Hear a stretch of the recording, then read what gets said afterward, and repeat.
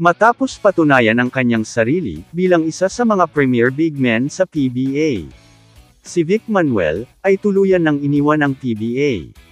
Ang 37 anyos na power forward, na bumangon mula sa isang maliit na programa sa basketball, para bumuo ng 12 taong PBA career, kasama ang 7 professional ball clubs, ay nagsabing lilipat siya sa MPBL.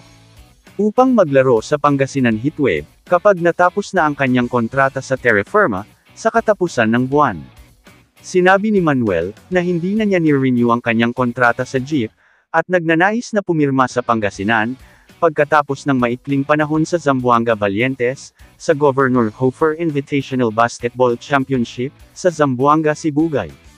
Nang tanungin kung bakit siya nagpasya na umalis sa PBA, ang pagmamalaki ng Likab Nueva Ecija native, ay sinabi niya, na naramdaman niyang ang paglipat sa MPBL, ay ang pinakamahusay para sa kanyang karera, sa iba't ibang dahilan.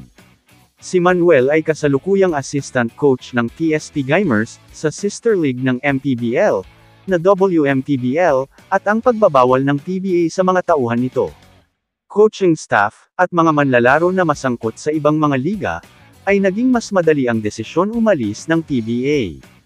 At dahil ang dating San Miguel teammate, at Terra Firma partner, na si Terence Romeo, ay hindi na maipatuloy ang pagiging head coach ng PSP Gimers, dahil sa ruling ng PBA, sinabi ni Manuel, na inaasahang maaangat siya sa posisyon, bilang head coach ng koponan. Sa 4 na bigatin player, na dumating sa Terra Firma. Yun nga, sila Christian Standardinger, Vic Manuel, Terence Romeo, at Stanley Pringle. Si Terence Romeo, at Stanley Pringle na lang, ang natitira sa Terra Firma. Mapunta naman tayo sa sahod ng mga coach sa PBA. Sahod ng mga PBA coach, sino ang kumikita ng malaki? Si Tim Cone ang pinakamataas na bayad, na PBA coach na humigit kumulang, 1.3 milyon buwan-buwan. Kabilang sa iba pang top earners, ay si Nachot Reyes, na may 700,000 buwan-buwan. Yeng Giao, at Luigi Trillo, na may kalahating milyon, buwan-buwan. At Nenad Vucinic, na may 672,000 buwan-buwan. Si Alden Ayudati, ay nakakuha ng 400,000 kada buwan sa Converge.